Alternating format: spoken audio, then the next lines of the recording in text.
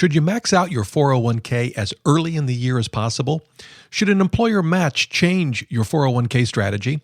And is the premium subscription to Morningstar worth the $189 annual fee? We'll answer these questions and more on this, the 143rd episode of the DoughRoller Podcast. Welcome to the DoughRoller Podcast, where the best thing money can buy is financial freedom. We help you make more, spend less, and invest the rest. And now your host, Rob Berger. Whether you're just starting out, buried under a mountain of debt, or well on your way to financial freedom, this is the podcast to help you take your finances to the next level. Hey, everybody. Hope you're having a great day. Working on a couple of emails that I received from all of you. Well, two of you anyway, for today's show. And as I mentioned at the top of the show, the primary topic today is about 401ks and whether you should max them out as early in the year as possible. I know for some folks, just maxing it out at all would be great. And for other folks that do that, maybe it takes you all year. But for some folks, you can max out the 401k early.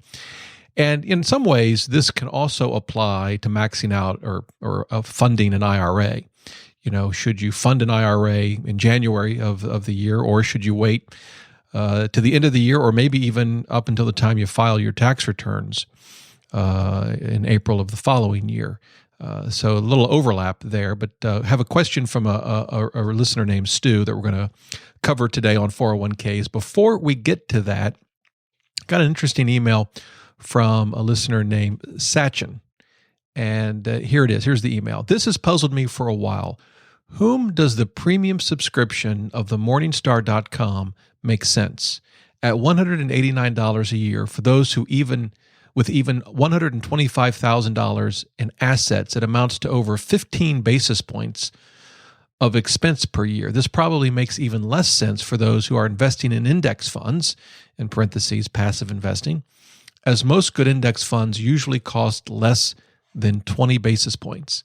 I've heard you talk about some of the tools at Morningstar available to premium subscribers on the podcast before. I was wondering what your thoughts are on who, when should one sign up for such services? Well, I love that question, and I love the fact that they translated the cost into basis points. That's wonderful. I hadn't actually thought of doing that. And of course, it's going to be a little different depending on how much you have invested. But, it does underscore a really important point, not only with investing, but in life. And that is, these small amounts matter. They add up over time. To afford a $189 subscription, the first thing is you're going to have to make more than that, right? Because you're going to have to pay taxes.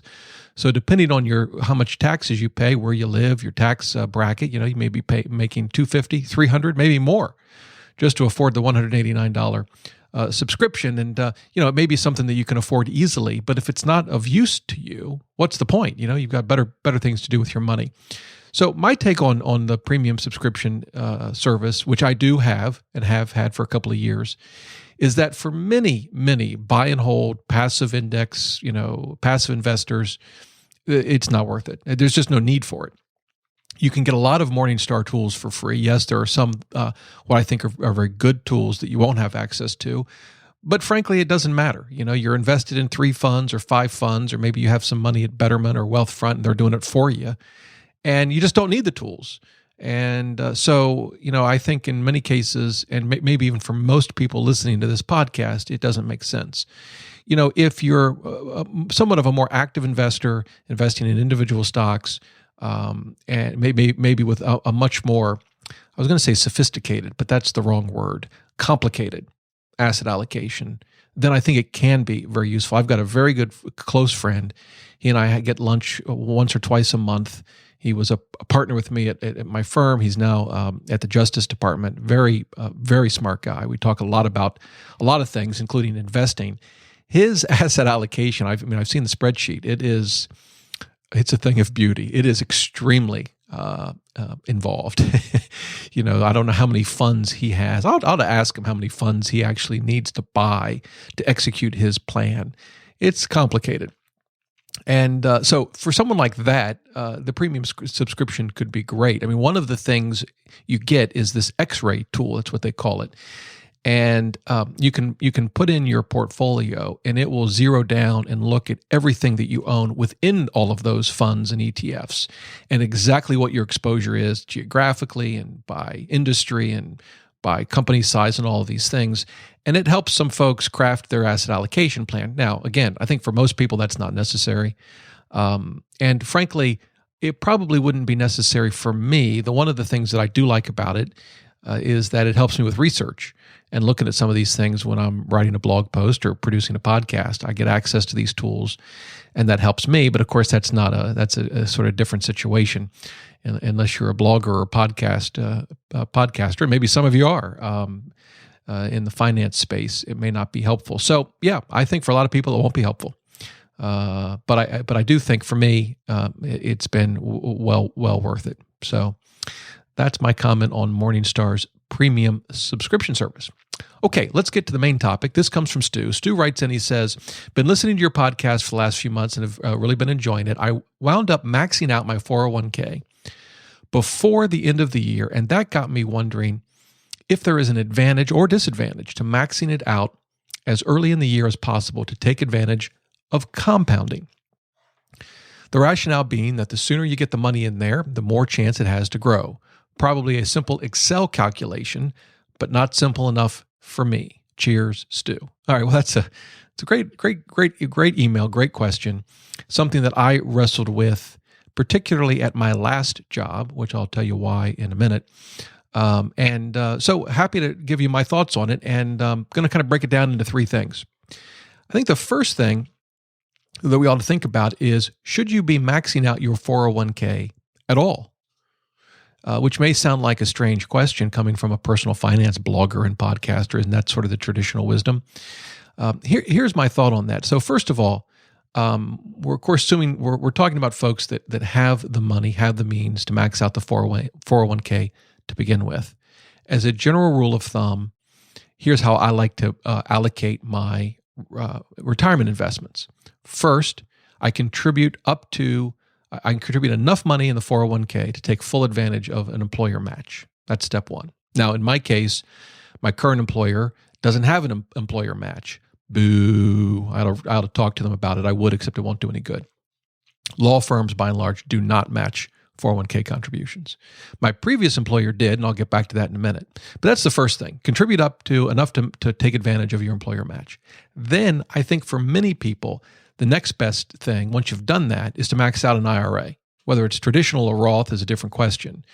The reason is because you can pick where you're going to open it up at and get the investment options that you want. I think for most, passive investing, index fund kind of portfolios, to me, it's either Vanguard or if you want an automated service, probably Betterment. And I picked Betterment. If you listened to the show yesterday, earlier this week, I interviewed Wealthfront, and I have an account at Wealthfront. I think they're great.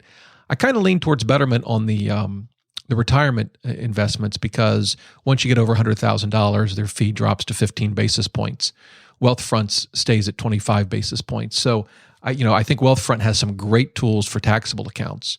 And one of the reasons I'll probably focus my taxable accounts at Wealthfront, as it relates to tax loss harvesting. But with just retirement accounts, they both offer rebalancing. There is some differences in their asset allocation plan. I actually kind of like Wealthfront a little better, so that that might tilt in their favor. In fact, I'll do a podcast. I'm going to put one together comparing the two.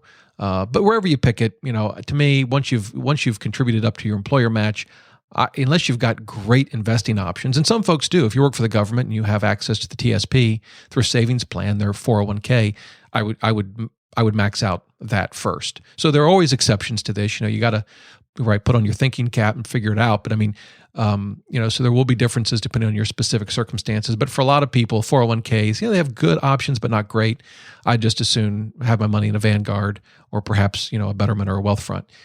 So max out the IRA. And then if you have money left over, max out the 401k up to the limit. What is it? 17.5 this year. I think it goes up to 18,000 next year, 2015. So, but all of that gets back to Stu's question. You need to think through whether you're going to max out your 401k or not. Now, some of you, many of you probably max out your 401k and fully fund an IRA. and so you get there. That's what I do, so I just max them both out. But if you don't have maybe enough funds to do that, you want to think through whether you should be maxing out your 401k at all. All right. Secondly, you need to think about the employer match, because if you max out your 401k too early in the year and you have an employer match, you could be losing a lot of money. And this was my situation at my previous employer that did have a very nice dollar for dollar match up to 6% of the salary. And so here's how it works. Let's imagine someone who makes $100,000 a year. That'll make the math easier. And they have a dollar for dollar match up to 6% of their salary. So their maximum match, right, is 6% of $100,000 is $6,000. So let's kind of think through how we would contribute to the 401k and what impact that would have on that potential $6,000 in free money, if you will, right? The matching benefit. So let's first assume you're going to just spread your investments out evenly over the year and you contribute 3% of your pay. Well, obviously that's going to be $3,000 that you contribute. They'll match dollar for dollar up to $6,000. You've contributed $3,000, so the employer would contribute $3,000. Obviously, you wouldn't get the full benefit of the 6%. Of the potential $6,000 because you hadn't contributed enough, but it's spread out equally over 12 months. You contribute each paycheck 3%, and your employer with each paycheck matches that amount you contributed. Now, the same scenario, except you do max out. You max out the employer match, so you contribute 6% each paycheck. At the end of the year, again, simple. You will have contributed $6,000. That's 6% of $100,000. And you would have gotten full benefit of your employer match, so they would contribute $6,000. You've got your $12,000. All right, those situations are kind of straightforward. Now, let's imagine you continue to contribute throughout the year equally, but this time you want to contribute the full. I'll call it $18,000, since that'll be the 401k limit for 2015.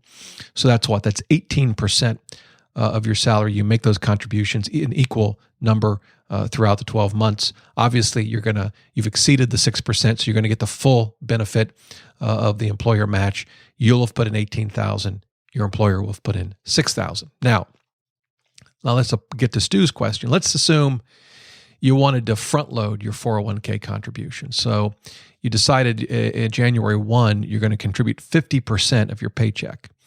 $100,000 a year, you make about $8,300 a month, $8,333 if you do the math. So you're going to contribute half of that. That puts it at $4,166 per month. So you're going to max out in about 4.5 months, roughly, assuming an $18,000 limit, right? So January, February, March, April, maybe middle of May, and you're done. Your contributions stop. So what happens with the employer match? Well, you're going to make $8,333 a month. They're going to contribute up to 6% of that, which is $500. Multiply that by the 4.5 months you're contributing, and you end up with an employer match of about $2,250. Now, after that, they're going to stop contributing, right? Because you're not contributing. You've maxed out.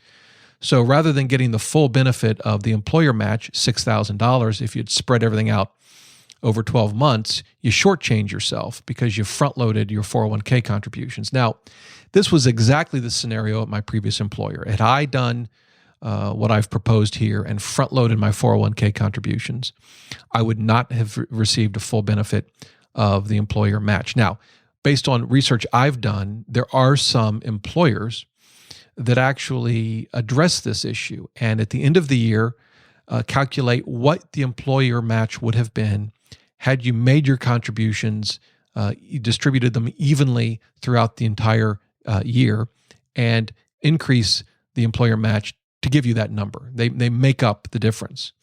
Now, I've not ever experienced an employer who actually does this. All of which is to say, if you have an employer match, and if you are considering front-loading your 401k contributions, please talk to your 401k administrator about how that will affect the employer match. You do not want to shortchange yourself. Maybe your employer, deals with this in some way, such that front-loading your 401k won't put you at a disadvantage in terms of the employer match, but you absolutely want to make sure. Now, that wasn't Stu's question. He's talking about market performance. We're going to get to that. That's the third and final thing we're going to get to. But I really wanted to stress this. You got to factor in the employer match and how that will be affected if you front load your 401k contributions. Okay, third and final thing for today's show, we're going to talk about just from a market perspective. Let's assume you don't have an employer match or it doesn't get affected by front loading your 401k. Let's assume you're going to max out your 401k, even if you do have an IRA.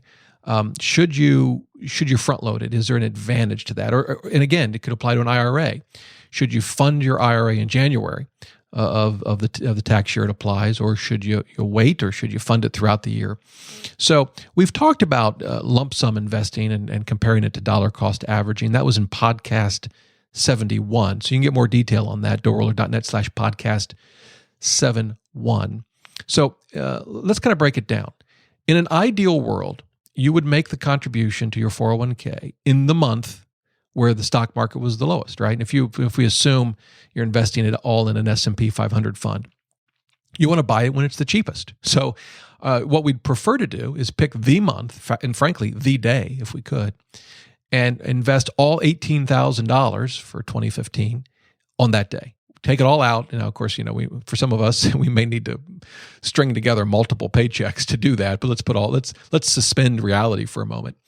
We want to put it on that day. Tell me the day that it's going to be the lowest, and that's when I want to invest for that year. Of course, the problem is we don't know when that's going to be. So what some people say is, look, we don't know how the stock market's going to go for that year. We don't know which day it's going to be the lowest, but we do know that over the long term, it goes up. Some years are bad. Some years are fantastic. Most years maybe just sort of average.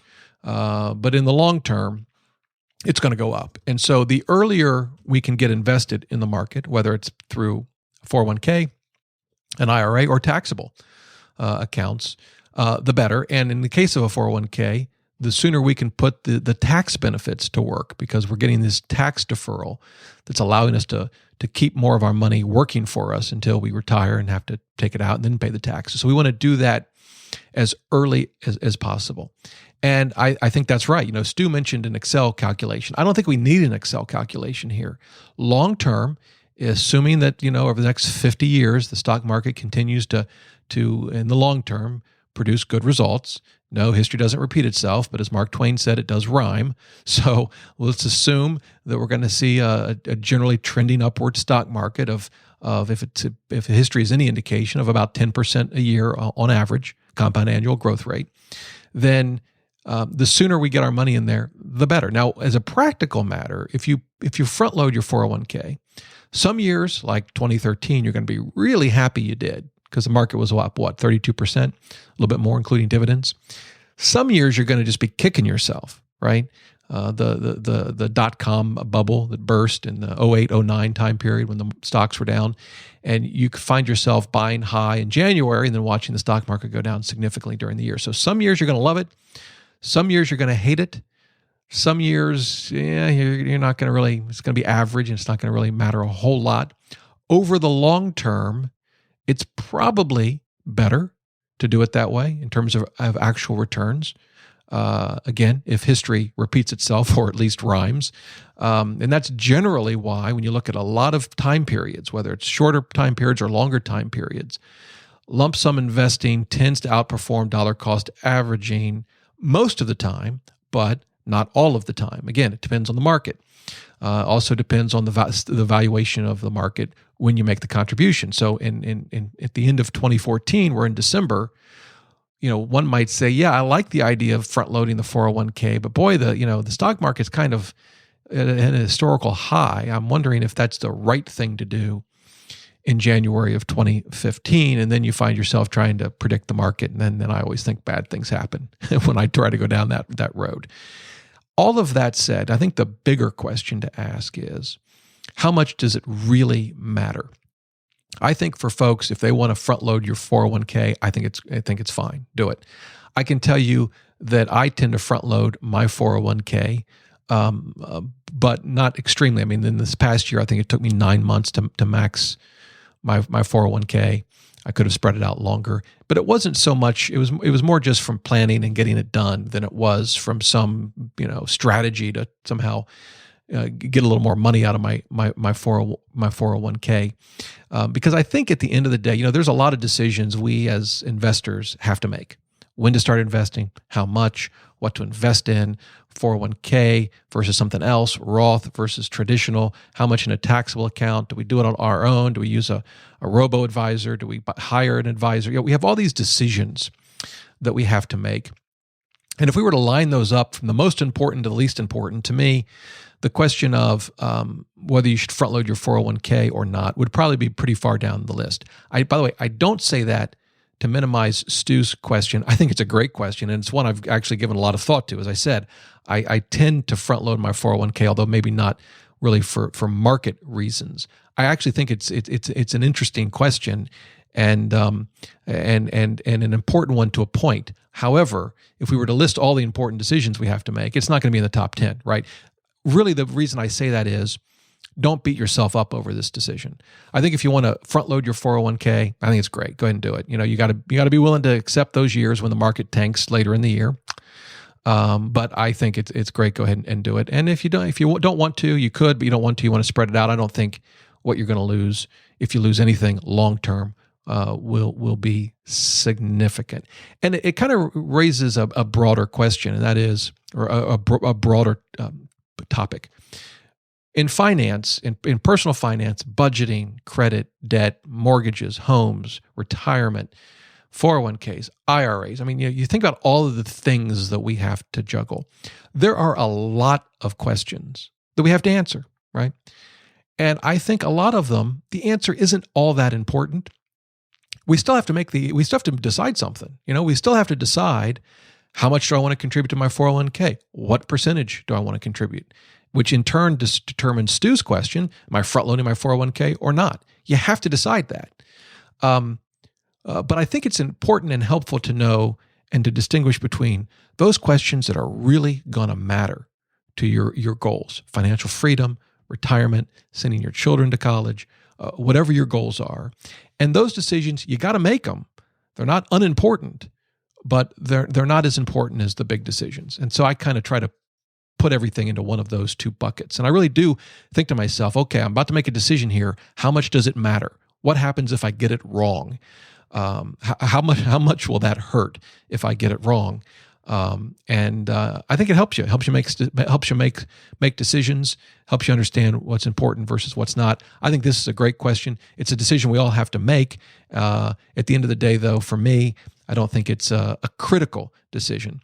And so there you go. That's my response to Stu's email. As always, I appreciate hearing from you. It's a great question, and one that I know a lot of us have to deal with, whatever our answer is to it. If you have questions, topics you want me to cover, whatever, shoot me an email. Love to hear from you. I read and respond to everyone. Just make it out to dr@DoughRoller.net. By the way, you ever wonder why it's dr? Why not Rob? I should create a new email, rob@DoughRoller.net. The reason it's dr, of course, that stands for DoughRoller. By the way, this is just an added insight for all of you that have made it through this far on this episode of the podcast. When I started blogging, I didn't put my name out there. I wasn't sure if I wanted to do that. So when you looked at my posts, they weren't by Rob Berger, they were by DR. I just used those initials for DoughRoller. And I was being interviewed on a radio show a couple of years into blogging, and the radio. I'd been on the show a couple of times, but the radio host, he has this big, deep radio voice, and he goes, "So on today's show we have Durr." And I'm kind of silent. I'm like, do I say anything or do I just go by Durr? Anyway, that's why it's DR. I set up that email address when I first started blogging, and I've just continued to use it. dr@DoughRoller.net. Don't hesitate to use it. Hey, hope you have a great day. Until next time, remember, the best thing money can buy is financial freedom.